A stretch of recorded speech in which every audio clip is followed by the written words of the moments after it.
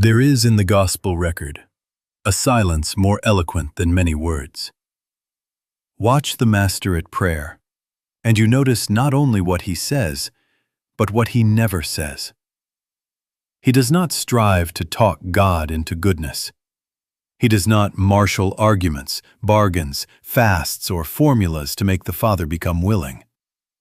He does not approach the throne as a petitioner standing before an undecided magistrate. He stands in communion. And from that communion come the words, "Father, I thank thee." That is the startling omission. There is no attempt to persuade the Father. Now contrast that with the familiar cadence of our religious habit. Listen to the tone of most prayers on this earth. Hurried, anxious, managerial. Lord, please, if it be thy will. Perhaps, if I do this, thou wilt do that. It is as if we think the Father is half asleep, or not quite inclined, or in need of a detailed memo regarding conditions down here. Can you not see the burden that places upon the soul? We take thought, and then take more thought, and call it devotion. And yet the Master speaks, "Take no thought." If the Christ never tried to convince God, what did he know about God that we keep trying to establish by effort? He knew, and he taught, "Your Father knoweth that ye have need of these things." He rested in the nature of God as all-knowing love, not as a reluctant sovereign. "Fear not, little flock," is not poetry. It is revelation. It tells us that the question is not whether God can be brought to give, but whether we will be brought to trust. God is, or else God isn't. If God is, omniscience requires no reminders, and love requires no pressure. This changes the very atmosphere of prayer. Instead of climbing a ladder of words to reach a distant ear, we become still to receive the word. Prayer ceases to be information sent up. It becomes revelation received within. We do not go to inform God of a need. We go to let God inform us of himself. "Speak, Lord, thy servant heareth." In that listening, anxiety dissolves of itself, as fog before the sun. The Master's omission is not a trick. It is an unveiling of how reality already stands in the Father. So let us begin here, at foundation. Set aside negotiation. Abandon the labor of trying to make God do God. Take no thought. Our practice will be to make a vacuum of ourselves, that the divine fullness may flow. Prayer is something from God to you. And in the quiet confidence of that communion, we will discover that the Father never needed persuading. Only our hearts needed peace. Your heavenly Father knoweth that ye have need of these things. Notice, the Master does not begin with our hunger, our bills, our forecasts. He begins with the Father, omniscience first, love first, the very source of being as intelligent, present care. He does not say, "Tell the Father what is going on," as if you could brighten infinite mind. He says, "Your Father knoweth." That is the ground beneath all true prayer. We do not ascend to inform God. We abide to remember God. And because that is so, take no thought is not romance. It is instruction. It means start in God, not in need. Begin with the answer that is God, not with the question that is fear. Now, if God already knows, and if the nature of God is giving, what is anxious asking but the confession that we still suspect separation? Can you not see that a frightened litany is our own testimony that we and the Father are two? One aware, one unaware. One rich, one poor. One willing, one coaxing. God is, or else God isn't. If God is, then omniscience cannot be improved by our reports, and omnipotent love cannot be aroused by our pressure. Take no thought.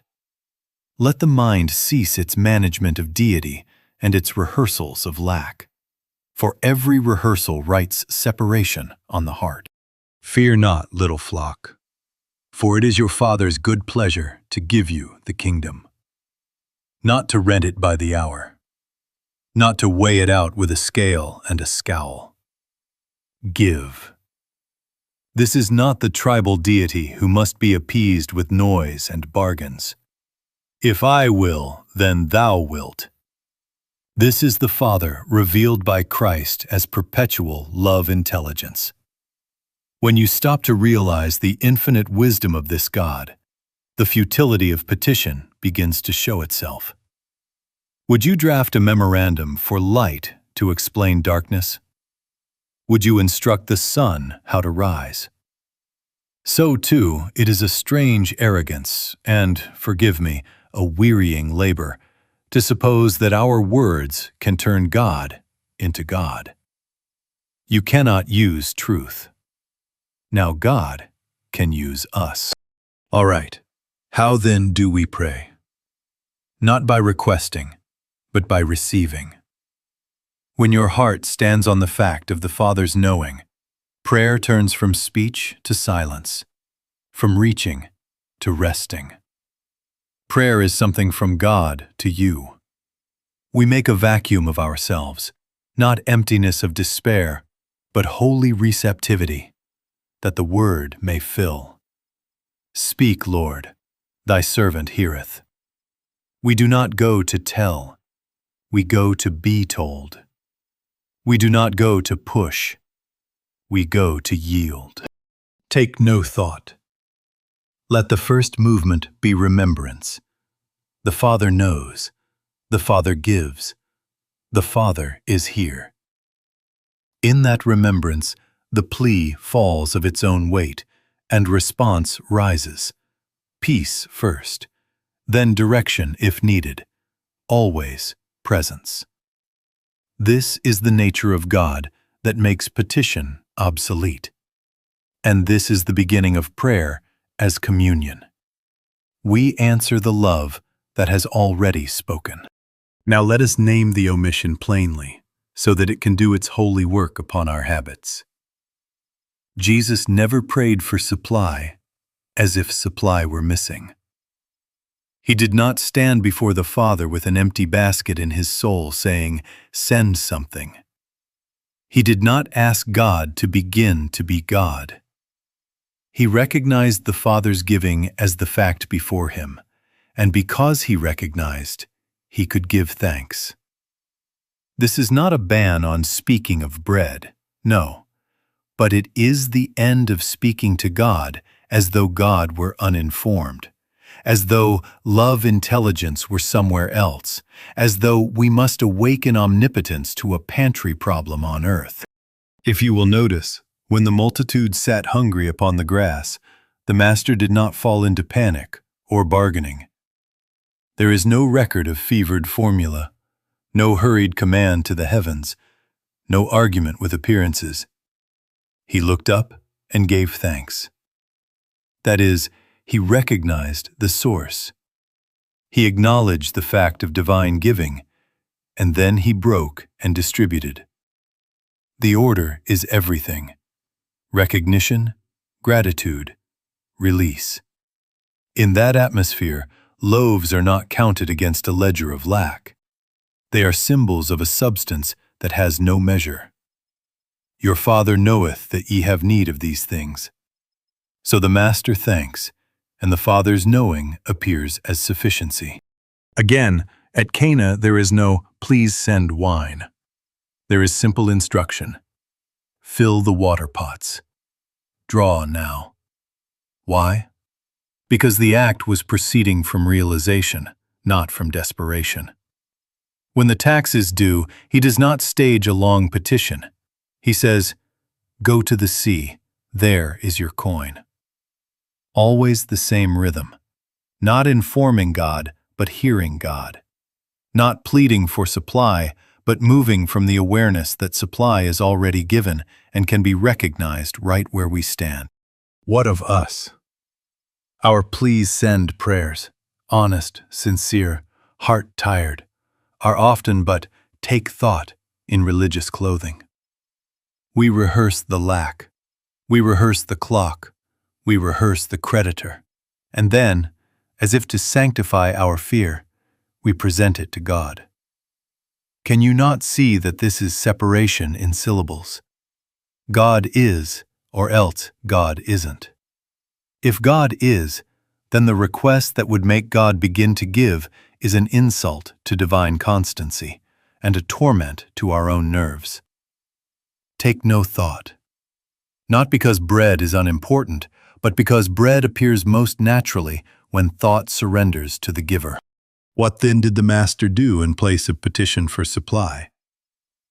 He stood still in recognition. He let gratitude be the speech of realization. He listened until direction, if direction was needed, rose out of peace, not out of pressure. Prayer, then, is not a dispatch to heaven. Prayer is something from God to you. Speak, Lord, thy servant heareth. Begin there. Let the mind fall silent from its managing. Acknowledge, Father, thy giving is the law of this life. I thank thee. Stay until that thankfulness is not words but climate. Out of that climate, the act will be given, the step will be shown, and what we called supply will reveal itself not as something sent into absence, but as presence recognized and expressed. Fear not, little flock. The Father's good pleasure is already the atmosphere of your day. Take no thought, and watch thanks become bread. Now we must make the turn that the Master himself makes, the turn that reverses religion into life. Prayer is not something you send to God. Prayer is something from God to you. Until this is seen, the mouth will be full and the heart will be empty. Once this is seen, the mouth grows quiet and the heart begins to receive. How are we to pray? Not by composing reports for omniscience, not by issuing instructions to love. Speak, Lord, thy servant heareth. That is the essential movement. We do not commence with our words. We begin with our willingness to be addressed. What does this mean in practice? It means we make a vacuum of ourselves, not a morbid emptiness, a holy receptivity. We come without outlines to hand God, without timetables to bind God, without fear pictures to frighten ourselves. We lay down the little blueprints, how much, by whom, by when, and we sit in the openness that says, Father, thy will is the only will, thy giving is the only law. You cannot use truth, you cannot swing omnipotence like a tool to alter appearances. Now God can use us. And God uses a vessel that is not stuffed with its own plans. Do not mistake this silence for a blank. It is not a dead pause between worries.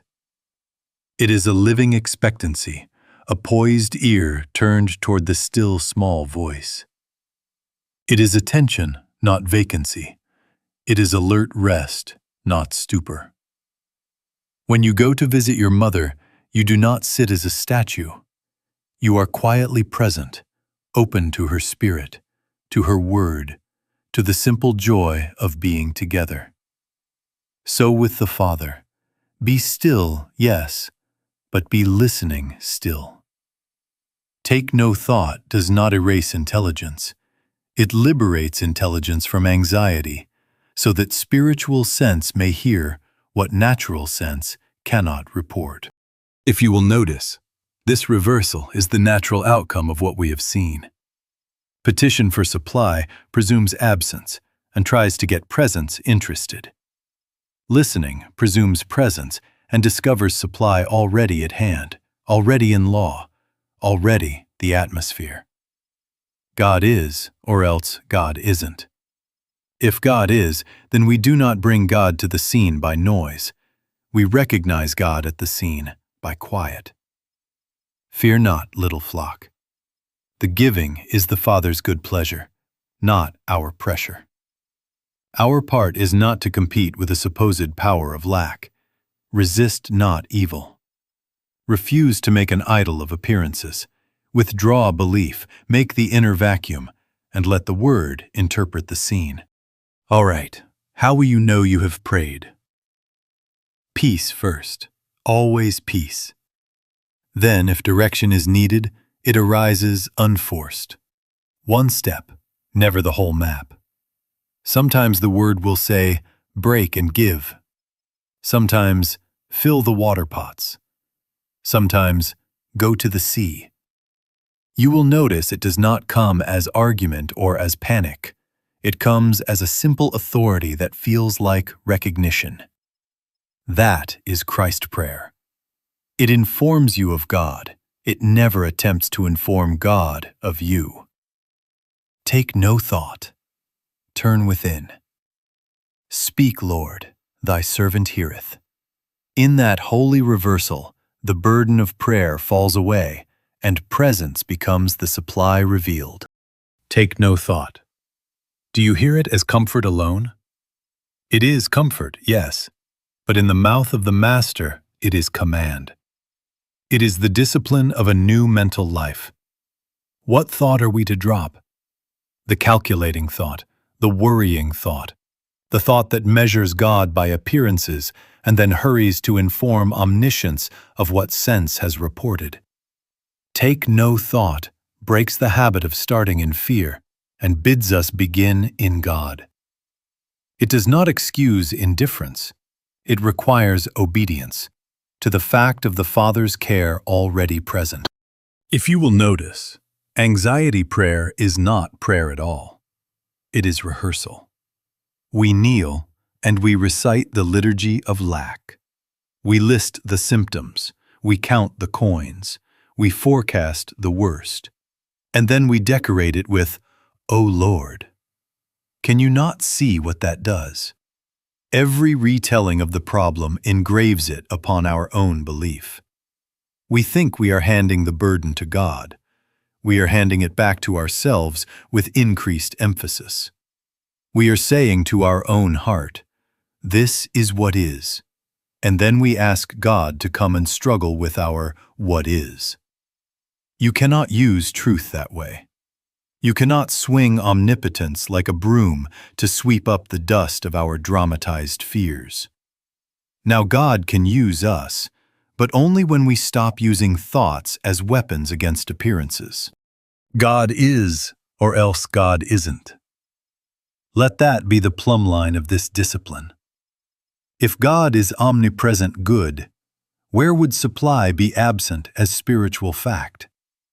Where is there a corner of the universe outside presence? Your Father knoweth that ye have need of these things. Fear not, little flock, for it is your Father's good pleasure to give you the kingdom. Take no thought is not denial of bills or bodies. It is the refusal to worship them. It is to let God be God at the scene, and to deny the authority of what sense proclaims as final. We are not asked to be blind. We are asked to be faithful, to look through the surface to the source, and let that seeing quiet the heart. How then do we live this? Not by thinking at the condition, but by abiding in the consciousness of the Father's care. Not by effort, but by yielding. Make a vacuum of yourself. Withdraw the fever of management. Turn from the map you have drawn for tomorrow and return to the presence that is the life of this hour. Be still with purpose. Speak, Lord, thy servant heareth. Peace first. Always peace. Then, if a step is needed, it will be given.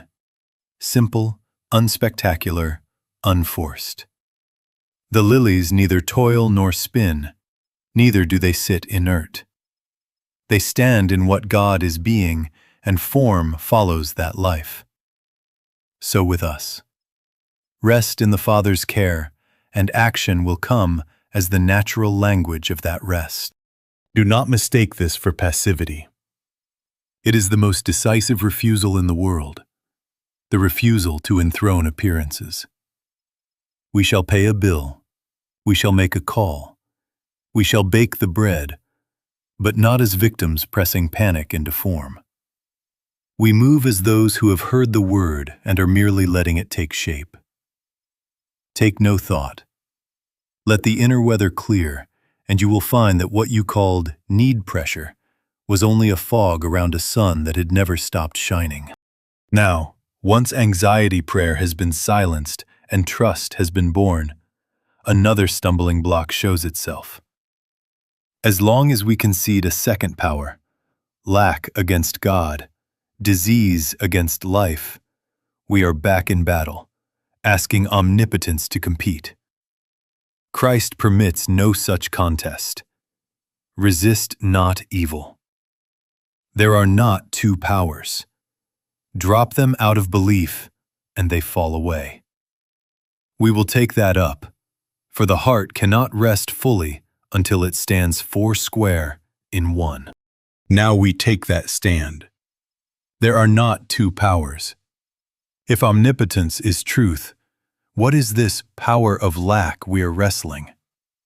Where does it live except in belief? God is, or else God isn't. If God is, if presence is all, then the only arena in which lack can strut is the stage we furnish with our fear. Your Father knoweth that ye have need of these things.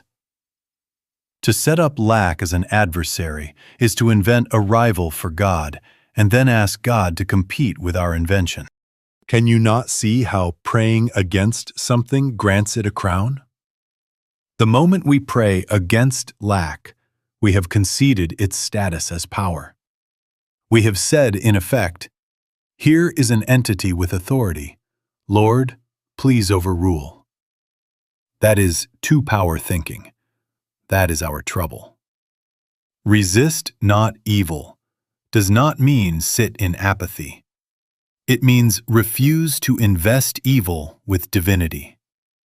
Do not make an idol of an appearance.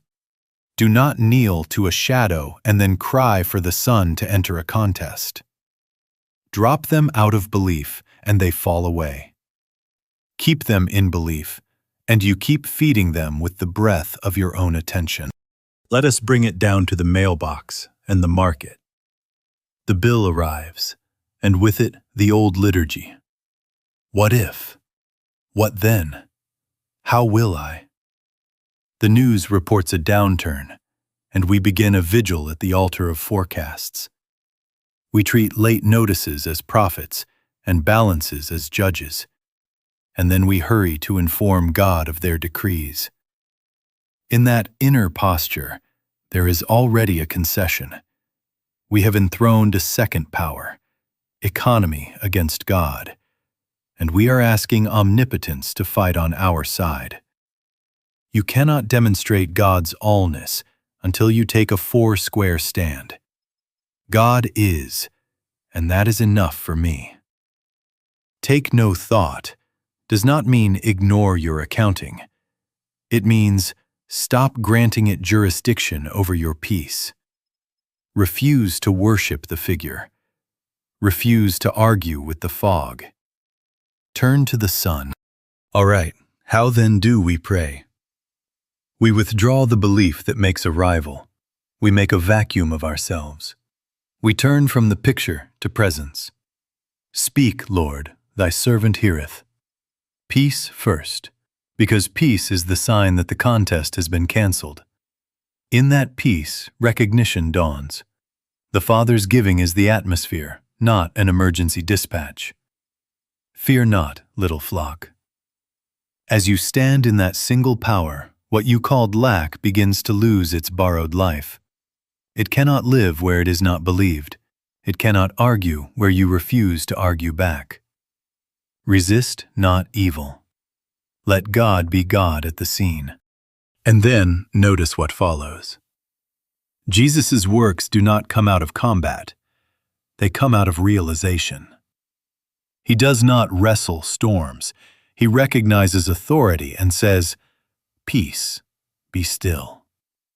He does not grapple with scarcity. He gives thanks and breaks.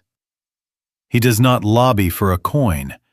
He sends Peter to discover what already is. He does not treat death as a power. He calls, "Lazarus, come forth." Spiritual healing is not truth over error. It is truth revealing no opposing power. When the contest is over in you, demonstration begins without strain. Not by might, not by managing, but by abiding. Take your stand in one. God is, or else God isn't. Refuse the second power, and prayer ceases to be a struggle. It becomes the rest in which supply, guidance, and healing appear as what they always were. The Word made visible. Now God can use us. Now we come to the working of this in life, and let us say at once what it is not. This is not positive thinking. This is not mental treatment. This is not collecting bright sentences and swinging them at conditions as if you could frighten darkness with slogans. You cannot use truth. You cannot hitch omnipotence to your wagon and make it pull your plan. Now God can use us. That is the difference. Spiritual living is not truth over error. It is entering the consciousness where error has no law. Take no thought is the doorway, not the device. It empties us of our managing so that the Word may have a place to be heard. If you will notice the Master, there is no technique on his lips. There is realization in his heart. He does not apply truth to matter. He abides in the Father, and out of that abiding the simple Word proceeds with authority. At the tomb he does not negotiate with death, nor does he rehearse a formula. He lifts his thought, gives thanks, notice that, thanks before the sign, and then, calm as sunrise, "Lazarus, come forth." No pleading, no contest, because the Father's will is not summoned, it is presumed present. On the sea he does not analyze waves. He rests in dominion and says, "Peace, be still." To the withered hand, "Stretch forth thine hand." At the tax, "Go to the sea." At the feast, "Fill the water pots." Always the same rhythm, recognition within, a word without. Never a treatment to coerce appearances. Always realization revealing that limitation is not law in the kingdom. This is why petition fails, and realization fulfills. Petition starts with the picture and tries to move God. Realization starts with God and lets the picture be re-seen. God is, or else God isn't.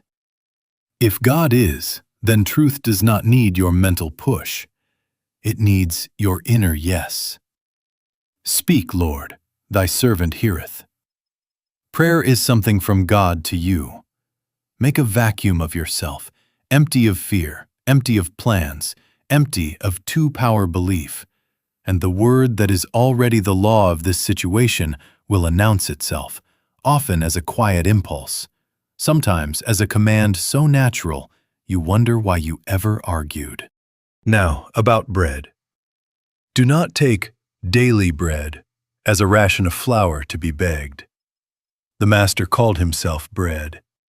Bread, meat, wine, these are names for the living substance of Christ, the nourishment of spirit that feeds the soul, and then appears as needed in the forms of your day. Strength in the body, wisdom in the mind, opportunity at the door, coin in the fish's mouth. When realization is breaded into consciousness, gratitude becomes the first speech, and sufficiency the quiet result. Take no thought for the loaf. Take thought to abide in the giver. Give thanks. Break and give. You will find that what you call supply is the word becoming visible at the point of your obedience. All right, where does this leave us? Without technique, yes, but not without practice. The practice is surrender. We cannot stand in this realization while clinging to the self that insists on methods and outcomes. I can, of my own self, do nothing. That is the doorway to being used. We will have to die daily to the operator in us, the fixer, the pleader, the strategist, so that communion may be born. Then, without strain, direction will come, and the works with it, not by might, not by management, but by abiding. Resist not evil. Take no thought. Be still until the Father's knowing becomes your only climate, and you will discover how needs are met where there is no technique. Only presence recognized and allowed to be all. This dying daily is not a funeral march. It is a birth. But there is, let us be honest, an inner cost. The asking self must diminish. The self that collects promises, drafts schedules for God, and then sits at the switchboard to manage the universe with worry. That self prays, but its prayer is plan-tinted. It wants to get God to bless an outline already framed in fear. Can you not see that such prayer cannot hear? It is too busy talking. Take no thought lays its hand right there. It asks for the surrender of our right to dictate outcomes. It requires that we release not only the fear pictures, but the sacred little blueprints that make us feel safe. We yield them not into a void, but into the Father's love, which is law. I can of mine own self do nothing. Do not hear that as weakness. Hear it as alignment with the only power. The Master is not confessing deficiency. He is revealing order. God is, or else God isn't. If God is, then to lay down self-operation is sanity, not sacrifice. This is the end of self-effort prayer, the straining mind that tries to lift reality with mental muscles. You cannot use truth. Try it, and you will only make a monkey out of yourself with affirmations that exhaust the tongue and miss the heart. Now God can use us. And God uses us when our willing is no longer a lever, but a yes. When our desire is not to get, but to let. Let the word be what it already is. Regeneration is simply this: dying daily to the urge to manage God, manage life, manage supply, so that the life which is God may live us. The old man, builder of hedges and timetables, must give way to the new creation, whose breath is, "Speak, Lord, thy servant heareth." It is startling, but this is the main part of a spiritual teaching, to have its people die daily, that they may be reborn of the Spirit, to empty the vessel, that it may be filled, to stop resisting evil, so that the fiction of a second power may dissolve for lack of our belief. In that rebirth, prayer ceases to be treatment and becomes communion. Let me say it tenderly. When you go to visit your mother, you do not arrive with a ledger. If I bring flowers, will you give me pie? No. You go for presents. You sit, you listen, you share, and gifts appear as the natural language of love. So in prayer. We do not enter with bargains. We enter for presence. We do not extract. We abide. in that quiet being with the Word, bread, meat, wine, feeds the soul. And then, unforced, it appears outwardly as the form of the day's sufficiency. All right, tomorrow morning, when the pressure comes, when the alarm rings and the mind reaches for its old lists, pause. Before you pick up your plan, lay it down. Take no thought. Acknowledge, Father, I can of mine own self do nothing. Do thou within me the praying and the living. Make a vacuum of yourself. Sit, not long if you cannot, but reel, and listen. Do not rehearse the bill. Refuse to worship the figure. Resist not evil. Withdraw the crown you have placed upon appearances. Wait for peace. Peace first, because peace is the sign that self-effort has yielded to presence. Then, if a word comes, it will be simple and unspectacular. Make the call. Break and give. Fill the water pots. Go to the sea. Move in that, without haste, without argument. Fear not, little flock. In that dying, you will find you have not lost your life. You have lost only the strain of trying to live it alone. And communion is born. The prayer life that begins where the demanding self ends, and ends where the presence, already here, speaks and supplies itself as our day. Let us make this plain and workable, because a truth not practiced becomes another burden on the shelf. There is an order to this prayer that turns us from need pressure to speak, Lord. And because it is order, it can be obeyed when the mind is hot and the clock is loud. Not a technique, God forbid, but a surrendered sequence by which the self steps aside and presence is allowed to be all. First, pause the urge to petition. Catch yourself in the very act of composing the report for omniscience. Stop midstream. Take no thought. Refuse the impulse to tell God what He already knows. Breathe. Let the tongue fall quiet. Let the picture stop marching across your inner eye. The silence here is not vacancy. It is obedience, the refusal to begin in fear. Second, declare the stand, not the outcome. Settle the nature of God before you address an appearance. God is, or else God isn't. Say it within, not as magic words, but as a plumb line dropped through the heart. Your Father knoweth that ye have need of these things. Be satisfied with God. Do not hitch a demand to this stand. Let it be pure. God is, and that is enough for me. Third, release the second power. Resist not evil. Withdraw the belief that would make lack a rival deity. Refuse to worship the figure. Refuse to argue with the fog. Refuse to crown the appearance by praying against it. Cancel the contest within yourself and let peace begin its quiet work. When you stop furnishing the stage, the actor called lack has nowhere to strut. Fourth, enter listening. Make a vacuum of yourself, not an empty despair, a holy receptivity.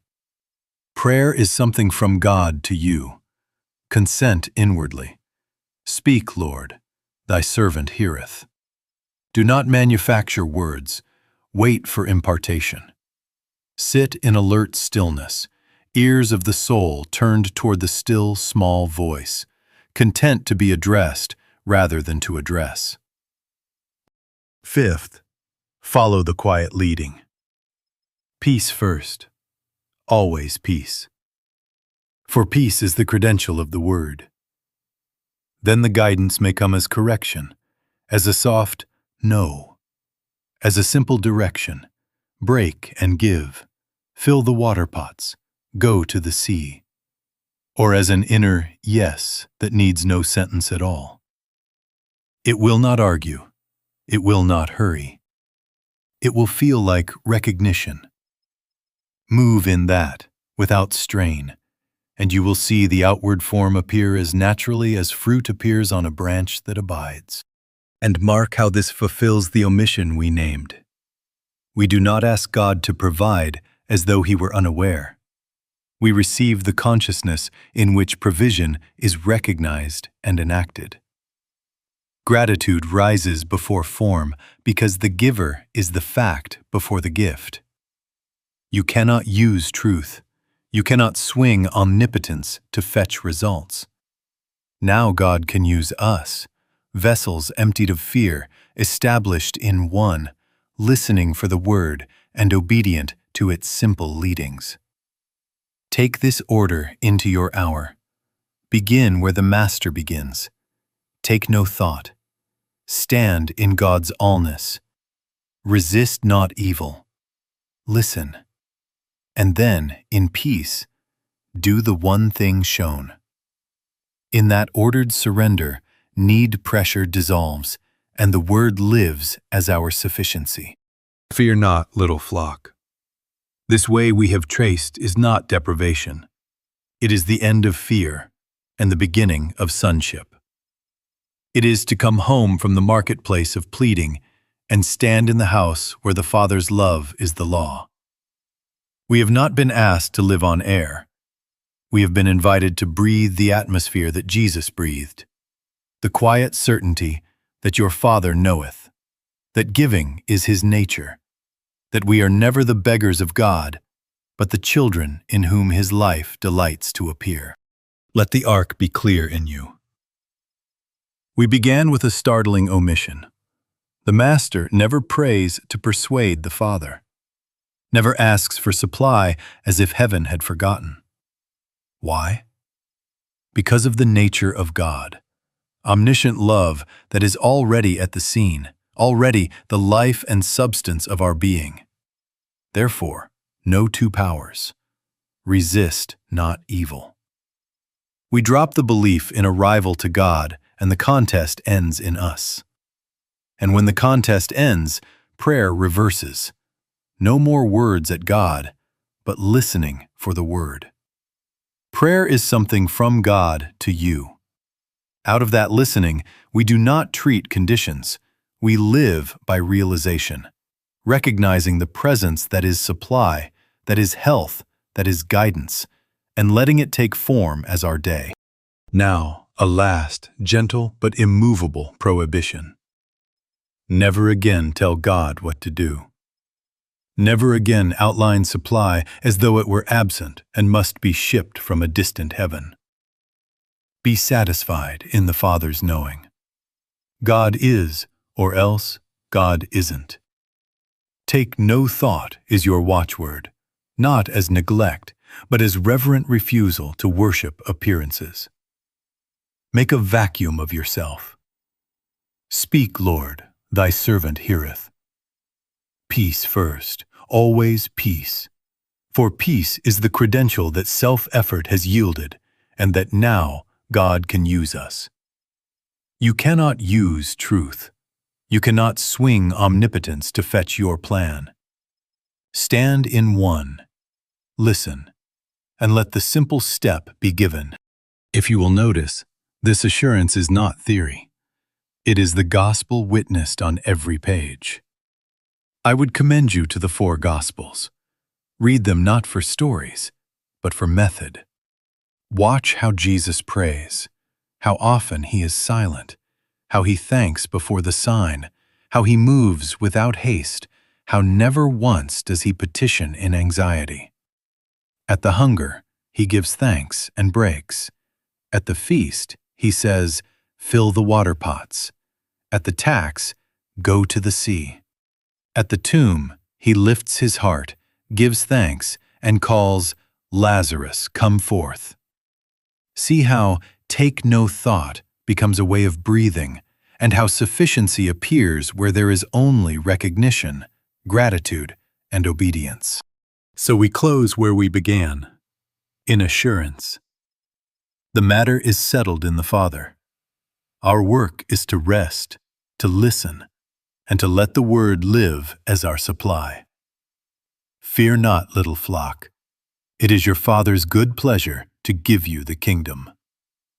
Let us then, this very hour, be still from our telling, quiet in our trust, expectant in our listening, and we will see what the Father has to say to us today, not as theory, but as living bread.